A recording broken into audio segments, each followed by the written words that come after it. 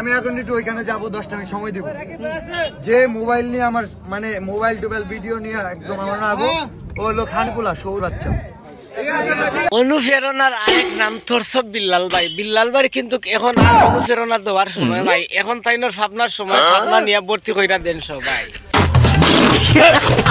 আমি এখন ওপেনলি বলতেছি থরসব বিল্লাল ভাই, আপনি এখন ওপেনলি বলেন, আমি আপনার পাশে আছি। কারণ হচ্ছে আপনি বাংলাটিকে অনুপ্রেরণা দিয়া দেন, আমরা কিন্তু আপনার পাশে আছি, কোনো সমস্যা নাই। কারণ হচ্ছে আপনি তো অনুপ্রেরণার মাস্টার।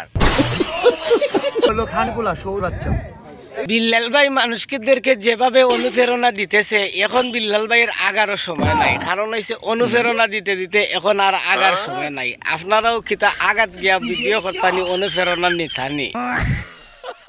আমি বলতেছি আচ্ছা আমি আগেই বলছিলাম, বিল্লাল ভাইয়ে যেভাবে মানুষদেরকে অনুপ্রেরণা দিতেছে, সেইভাবে যদি অনুপ্রেরণা দিতে থাকে, একদিন হঠাৎ করে দেখবা বিল্লাল ভাইয়ের মানসিক রোগ চলে আসবে, যে কারণে ভাবনা নিয়ে ভর্তি করা লাগবে বিল্লাল ভাইকে। কারণ হচ্ছে আমরা হচ্ছি বালা না। আমরা যদি ভালো হতাম তাহলে বিল্লাল ভাইকে হোটেল বয় থেকে আজকে নিয়ে বুঝছে কিতা কইছি, হোটেল বয় থেকে আজকে অনলাইনের একজন কিং বানানো উচিত হয়নি। ঠিক বলেছো। এইসবের জুকা তো সফল হইতে পারে না, যে কারণে মানুষদেরকে এখন অনুপ্রেরণা দিয়া বাসাইয়া দিতেছে। সাধারণত একজন হোটেল বয় থেকে আজকের এই বিল্লাল, আজকের এই থরসব বিল্লালের মনের মধ্যে এখন এত যে অহংকার আছে, সেই অহংকার বলে বোঝানোর কোনো সম্ভব নাই। কারণ হচ্ছে তার ভক্ত যারা আছে, তার কাছে গেলে একটা ফটো তুলতে চাইলেও, ফটো যদি তুলতে চায় তাহলে অনুপ্রেরণা দেয় তো ভালো কথা। অনুপ্রেরণা অন্যভাবে দেয়, এইভাবে নাই। স্বাভাবিকভাবে দিলে তো ঠিক আছে, কিন্তু যেভাবে অনুপ্রেরণাটা দেয়, অনুপ্রেরণাটা পাইলে মনে হয় ভাবনা গিয়া ভর্তি হয়। বিল্লাল ভাই জামালপুর গেছে, ওনার ভক্তরা অনুপ্রেরণা নিতে আসছে। ভাই আপনি যেভাবে অনুপ্রেরণা মানুষদেরকে দেন, সেই অনুপ্রেরণাটা নিতে আসছে। কারণ হচ্ছে এখন তাদের মা বাবার অনুপ্রেরণার দরকার নাই, আপনি বিল্লাল ভাইয়ের অনুপ্রেরণার দরকার। বলেন কি আপনি খেলে তারা অশ্লীল ভাষায় গালিগালাজ করেন, গালিগালাজ করিয়া আপনি কি তা ওটা অনুপ্রেরণা দেননি? একটা নোংরা পাড়ায় যদি আমার মতো একটা ভালো মানুষ, যাদের কোনো যোগ্যতা নাই, তারা কিন্তু এই থরসব বিল্লালের অনুপ্রেরণা নিতে আসে, বুঝছেন? একজন সুস্থ স্বাভাবিক মানুষ এই থরসব বিল্লালের অনুপ্রেরণা নিতে যাবে না। ঠিক বলেছো।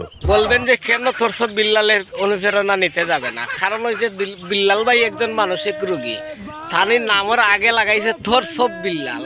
এই বিল্লাল একজন মানসিক রোগী, মানুষদেরকে অশ্লীল ভাষায় গালিগালাজ করে এবং আরো কত কিছু আছে বিল্লালের, এটা তো আপনারা ভালো করেই জানেন। আমি তো গালি তাদের দিই নাই। ডাকে একটা কথা কয়, ফকির যদি বাদশা হয় তার ফকিরই নজর যায় না, আর ধনী যদি ফকির হয় তার ধনীগিরি যায় না।